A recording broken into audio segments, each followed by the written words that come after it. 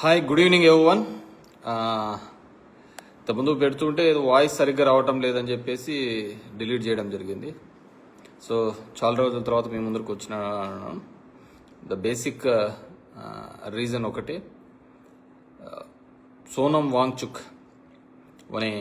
అనే ఒక activist, social activist ఈరోజు ఢిల్లీలో 18 రోజులుగా దీక్ష కూర్చోవడం జరిగింది. ఆయన కూర్చునేది వేరే రీజన్స్ ఏం కాదు.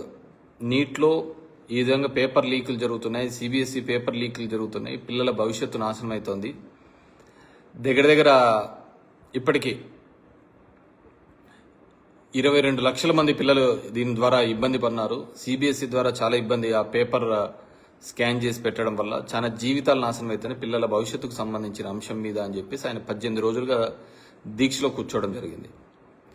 అయినప్పటికీ కూడా ప్రభుత్వం నుంచి ఎటువంటి స్పందన లేకపోవడం నిజంగా బాధాకరమైన విషయం.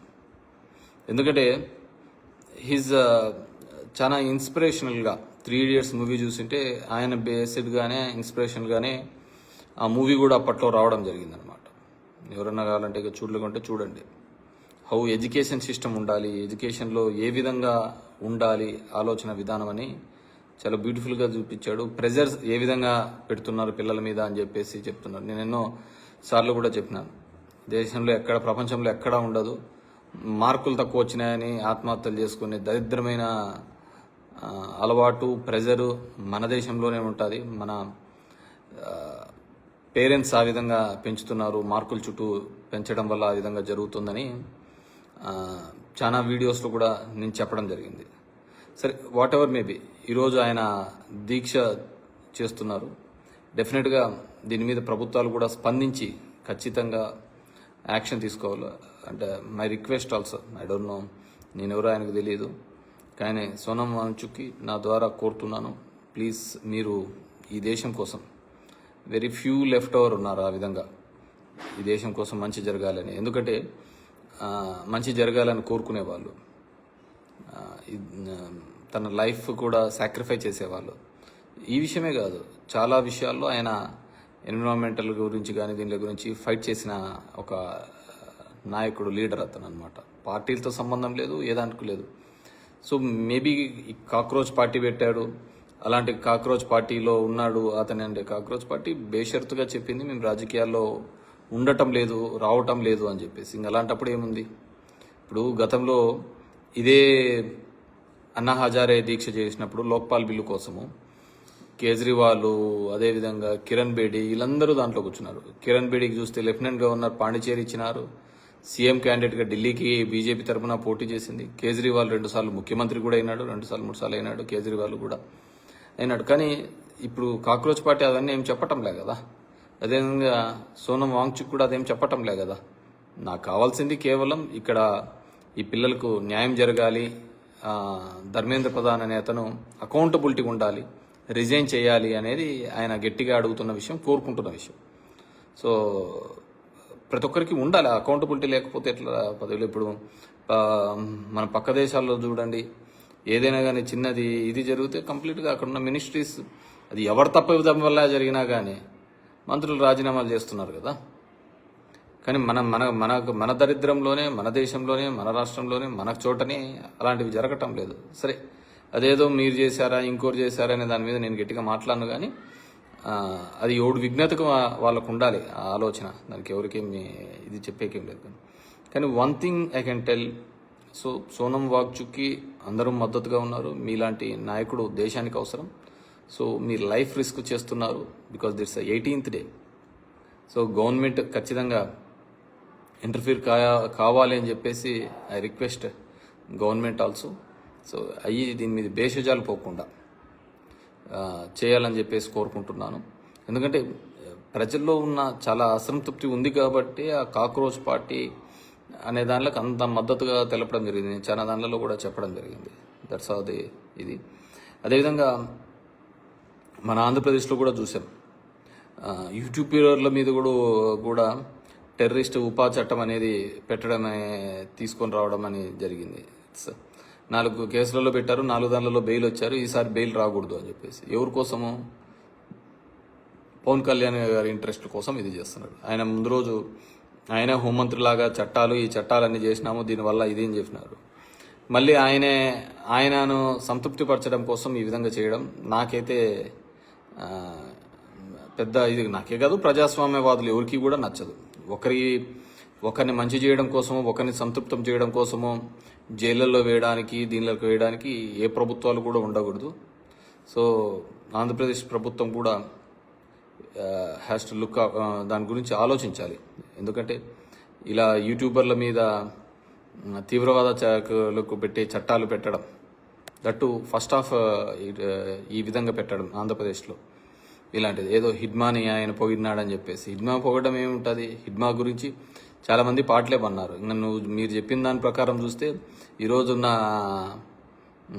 అప్పట్లో ఈ చట్టం ఉందో లేదు కానీ, లేకుంటే ఈరోజు విజయశాంతిని, దాసనారాయణని, లేకుంటే వందే మాతరం శ్రీనివాసుని వీళ్ళందరినీ లోపల వేయాల్సి వస్తూ ఉంటుంది. మీరు చెప్పిన దాని ప్రకారము ఈ విధంగానే నక్సలైట్లే వద్దని చెప్పేసి లొంగిపోయినారు, వాళ్ళకి ఏదో ఉపాధి కల్పించే పరిస్థితి ఉన్నారు.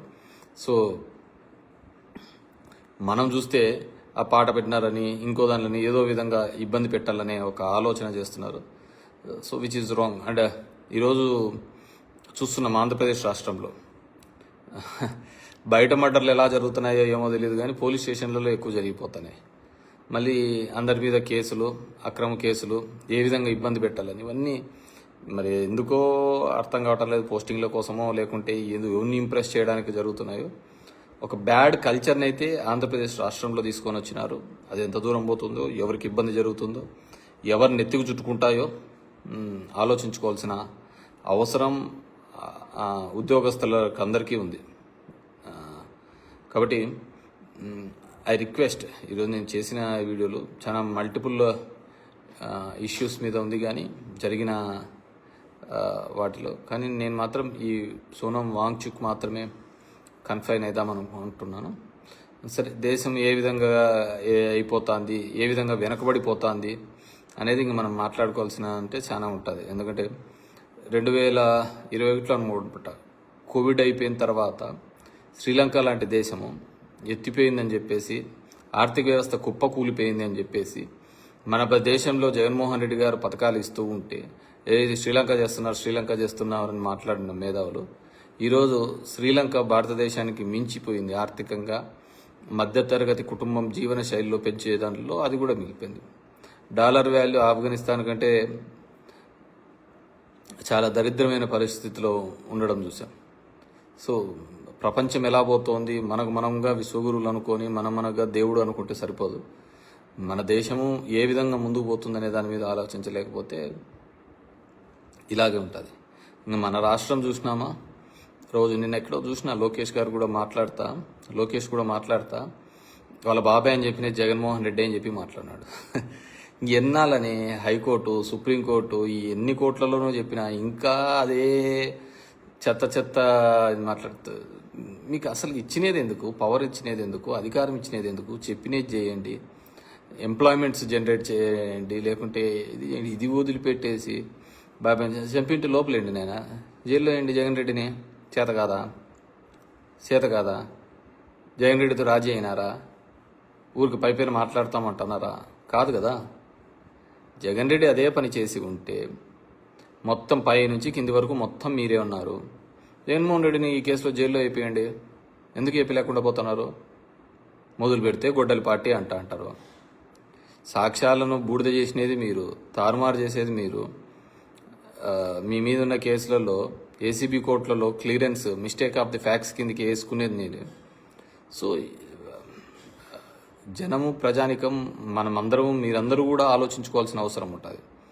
బికాజ్ ఏ విధంగా ఈ రాష్ట్రాన్ని అధోగతి పాలు చేస్తున్నారు, ఏ విధంగా ఈ రాష్ట్రాన్ని అభివృద్ధి అనే పేరు మీద చెప్పి, నీ అనుభవం అనే పేరు మీద చెప్పి అప్పులు ఏ విధంగా తీసుకొని వస్తున్నారు, ఏ విధంగా ఇబ్బంది పెడుతున్నారు అనేది ప్రతి ఒక్కరూ ఆంధ్రప్రదేశ్ ప్రజలు ఆలోచించుకోవాల్సిన అవసరము, ఆవశ్యకత ఉంది. సో హెల్త్ అండ్ ఎడ్యుకేషన్ మొత్తం కొలాప్స్ కావడం జరిగింది. ఏ విధంగా రివైవ్ అవుతారో మనం ఇంకా అదే పద్ధతిలోనే ఆలోచిస్తూ పోతున్నాం. ఈరోజు పంటకు గిట్టుబాటు ధరలు లేవు.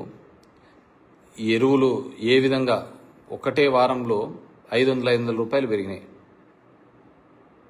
500 రూపాయలు పెరిగినాయి. ఎవడు మాట్లాడిచ్చేవారు లేరు.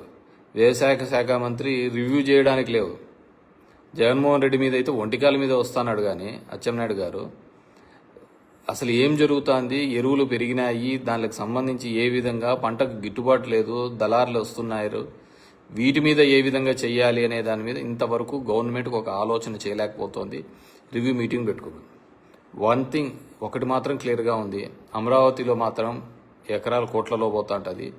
ఇంకా ఆంధ్రప్రదేశ్లో ఎక్కడైనా పోయినా దాన్ని రూపాయికి 99 పైసలకే ఇస్తున్నారు. అంతకుమించి వేరేది ఏదే కానీ జరగటం లేదు. సరే, అమరావతికి సంబంధించి ఇంకో మిగతా విషయాలన్నీ తర్వాత మనం ఎప్పుడైనా మాట్లాడదాం. కానీ సో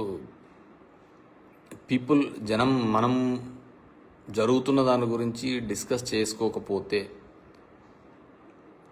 జరిగినది చెప్పేది అన్నిటినీ కూడా యాక్సెప్టెన్స్ వచ్చే పరిస్థితి వస్తుంది. సో ఐ రిక్వెస్ట్ అందరూ కూడా వాంగ్చుక్ చేస్తున్న దీనికి మద్దతు తెలుపుదాం. ఆయన ఆరోగ్యంగా ఉండాలని కోరుతాం. ప్రభుత్వాలు కూడా ఆయనతో డిస్కస్ చేయాలని కోరుతాము. ఎందుకంటే I request all the governments to support him. ఎందుకంటే ఆయన చేసేది మన కోసం చేస్తున్నాడు, మన జనరేషన్ నెక్స్ట్ తరం పిల్లల కోసం చేస్తున్నాడు, పేరెంట్స్ కోసం చేస్తున్నాడు. సో వీఆర్ ఆల్ ఆయనకి వెంట ఉండాల్సిన అవసరం ఆవశ్యకత ఉందని చెప్పేసి తెలియజేసుకుంటున్నాను. Thank you.